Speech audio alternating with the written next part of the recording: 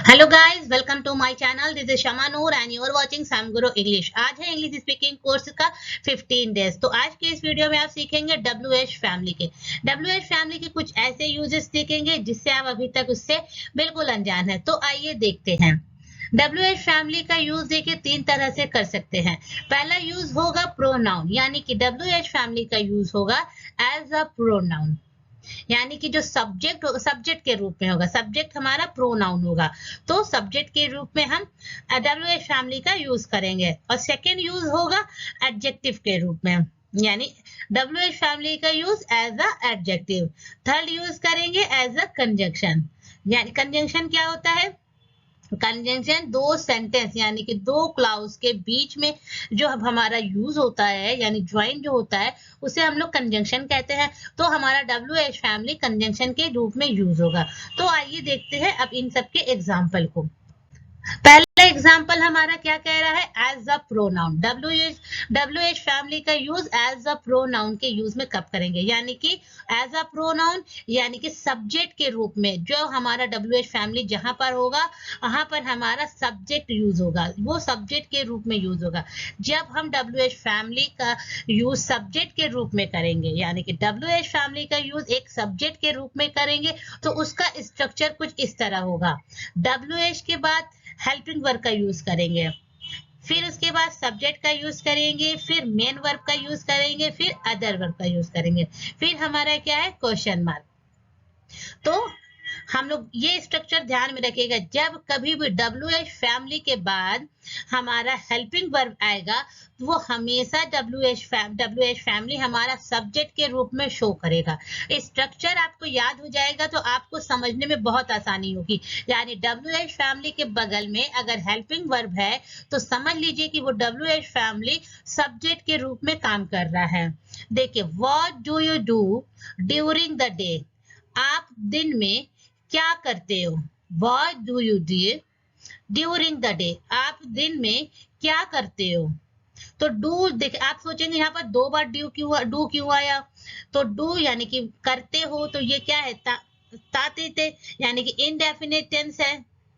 तो इसका indefinite tense का हेल्पिंग वर्ब क्या होता है? डू डज होता है। यानी अफर्मेटिव में छोड़कर निगेटिव, इंटेरोगेटिव या फिर WH फैमिली का हो तो हम लोग डू डज का यूज करते हैं।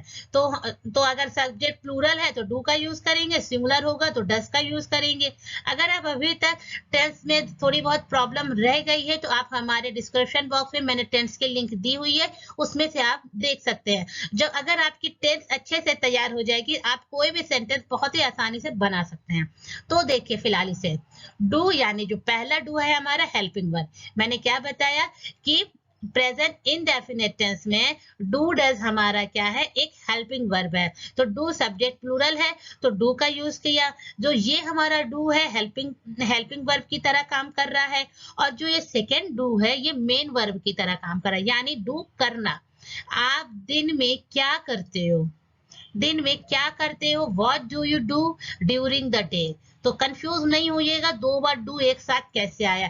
एक डू हमारा जो पहला डू है, वो हमारा क्या है? हेल्पिंग वर्ब की तरह काम कर रहा है, क्योंकि यू है, यू के बगल में डू। अगर यू के दर पर ही होता, शी होता, इट होता, तो डू से हम डज कर देते। यहाँ पर चेंजिंग कर सकते, डू और डज कर सकते सब्जेक्ट के अकॉर्डिंग। सब्जेक्ट सिंगुलर होता तो डज कर देते, लेकिन ये डू चेंज नहीं होगा, क्योंकि ये डू मेन वर्ब की तरह काम कर रहा है। तो what do you do during the day? अगर आपको वो के दर पे करना है तो ही लिख दीजिएगा। जब आप ही या शी का यूज करेंगे तो ये डू जो हमारा क्या हो जाएगा? डज के रूप डज हो जाएगा। तो ये डू नहीं चेंज करेंगे, जो पहला डू होगा वही हमारा चेंज होगा, क्योंकि ये हमारा हेल्पिंग वर्ब के रूप में काम कर रहा है। नेक्स्ट देखिए, where did he live in Allahabad? Where did he live in Allahabad? आप इलाहाबाद में कहाँ रहते हो? कहाँ रहते हो? तो तातेती आया, यानी सेंट। तो ये भी हमारा क्या हो गया? पास्ट सिंपल टेंस, यानी पास्ट इनडेफिनेट टेंस। और पास्ट इनडेफिनेट टेंस की हेल्पिंग वर्ब क्या होती है? डिड होती है। जैसे प्रेजेंट इनडेफिनेट टेंस की हेल्पिंग वर्ब होती है डू या डज। उसी तरीके से पास्ट इंडेफिनिट टेंस की वो हेल्पिंग वर्ब होती है डिड। तो where did he live in Delhi, तो ये हमारा वेयर यहाँ पर क्या काम कर रहा है, एक सब्जेक्ट की तरह काम कर रहा है। Where did he live in Delhi, वो दिल्ली में कहाँ रहता है, तो वो दिल्ली में कहाँ रहता है। तो वेयर हमारा क्या है, सब्जेक्ट के रूप में काम कर रहा है क्योंकि ये हेल्पिंग वर्ब के बगल में है। तो नेक्स्ट हमारा when will you go there, when will you go there, आप वहां कब जाओगे, आप वहां कब जाओगे। तो विल हमारा क्या है, ये भी एक हमारा हेल्पिंग वर्ब है, विल भी हमारा क्या है, एक हेल्पिंग वर्ब है। तो व्हेन के बगल में हेल्पिंग वर्ब का यूज हुआ तो ये क्या हो गया, एज अ प्रोनाउन यानी कि एज अ सब्जेक्ट। व्हाट, ये हमारा जितने भी WH है ये एज अ सब्जेक्ट के रूप में काम कर रहा है। When will you go there, तो आपने देखा व्हेन WH फैमिली स्ट्रक्चर को मिला लीजिए, फिर उसके बाद है हेल्पिंग वर्ब, यू हमारा क्या है, सब्जेक्ट है, गो हमारा क्या है, मेन वर्ब है, अदर वर्ब हमारा देयर है। तो when will you go there. Next हमारा क्या है, when will you get the new furniture, आप न्यू फर्नीचर कब खरीदेंगे। तो when will you get the new furniture. तो व्हेन विल हमने क्या बताया, हेल्पिंग वर्ब है, यू हमारा क्या है, सब्जेक्ट है। देखिए स्ट्रक्चर के अकॉर्डिंग देखिए, गेट हमारा क्या है, मेन वर्ब है। तो द न्यू फर्नीचर ये हमारा अदर वर्ब है। I hope as a subject के रूप में आपको बहुत समझ में आ जाएगा। एग्जाम में भी अगर पूछेगा ये WH family as a subject के रूप में कैसे यूज करते हैं, तो आप समझ जाइएगा कि अगर हेल्पिंग वर्ब WH फैमिली के बगल में वो हेल्पिंग वर्ब है तो आसानी से समझ जाइएगा यहाँ पर WH फैमिली एक सब्जेक्ट के रूप में काम कर रहा है एज अ प्रोनाउन। नेक्स्ट देखिए WH फैमिली का सेकेंड यूज देखिए एज अ एडजेक्टिव, यानी कि किस तरह से एज अ एडजेक्टिव यूज किया जाता है। एज अ एडजेक्टिव तब यूज होगा जब WH फैमिली के बगल में नाउन होगा। क्यों, क्योंकि नाउन को क्या, एडजेक्टिव क्या करता है, सिर्फ नाउन को ही अपने पास रखता है, यानी कि नाउन अपने पास ही एडजेक्टिव को रखता है, यानी एडजेक्टिव सिर्फ नाउन के पास ही रहती है, एडजेक्टिव किसी के पास नहीं जाता, एडजेक्टिव सिर्फ नाउन के पास रहता है, इसको सिर्फ नाउन के पास रहने का अधिकार है। आप किसी भी सेंटेंस में देखिए अगर एडजेक्टिव है तो एडजेक्टिव के बगल में नाउन ही होगा, एडजेक्टिव सिर्फ नाउन के साथ रहेगा। अगर स्ट्रक्चर देखिए, स्ट्रक्चर WH फैमिली फिर है नाउन, यानी क्यों नाउन है, अगर WH फैमिली के बगल में नाउन है तो ये 100% हमारा WH family as a adjective ही यूज होगा। फिर उसके बाद हम हेल्पिंग वर्ब का यूज करेंगे, सब्जेक्ट का यूज करेंगे, मेन वर्ब का यूज करेंगे, अदर वर्ब का यूज करेंगे। अब आइए एग्जांपल से समझते हैं।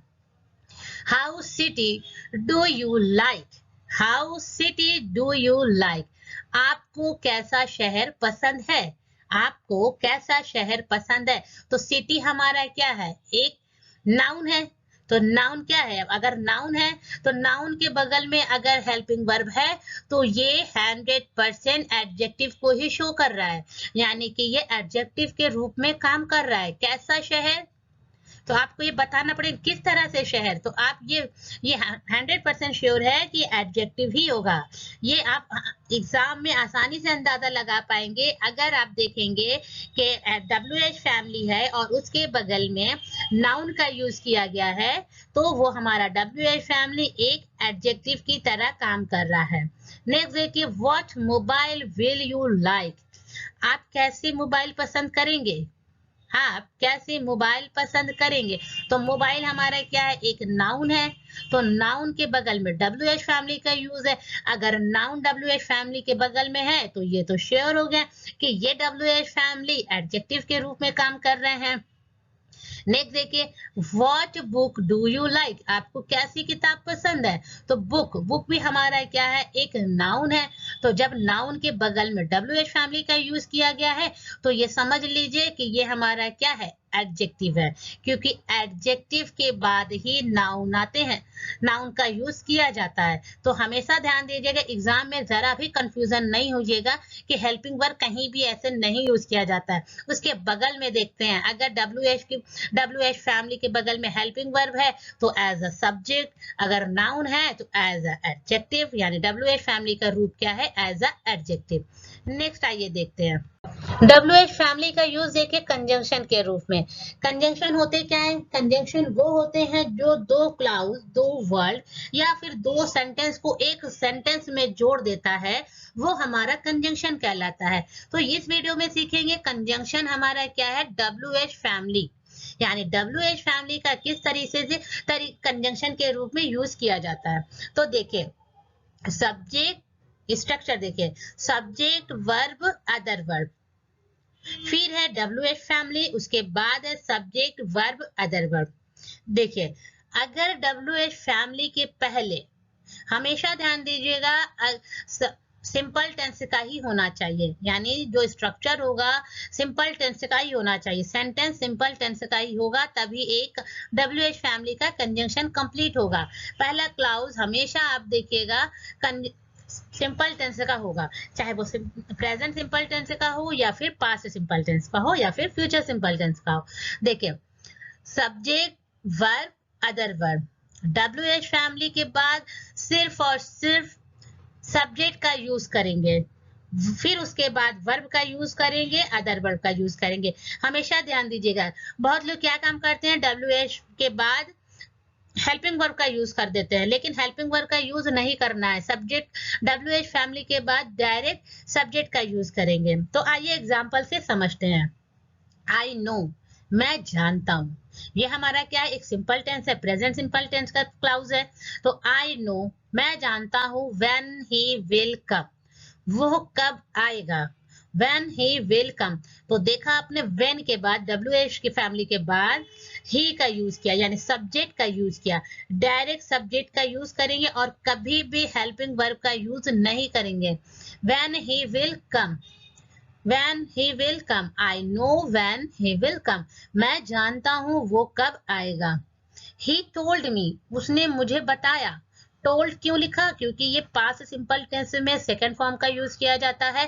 तो he told me where he lived, उसने मुझे बताया वो कहाँ रहती है। तो where he lived, where he lived। तो आपने यहाँ पे देखा, जो हमारा सेकेंड यूज होगा कभी भी हेल्पिंग वर्ब को नहीं लेगा, where he lived, वो कहाँ रहती है।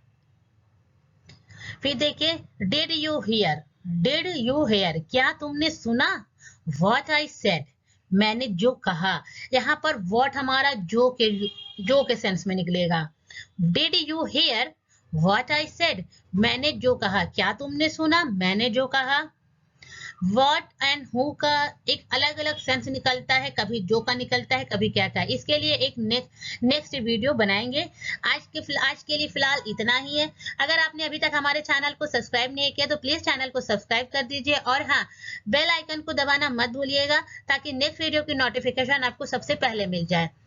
सी you soon in the next video.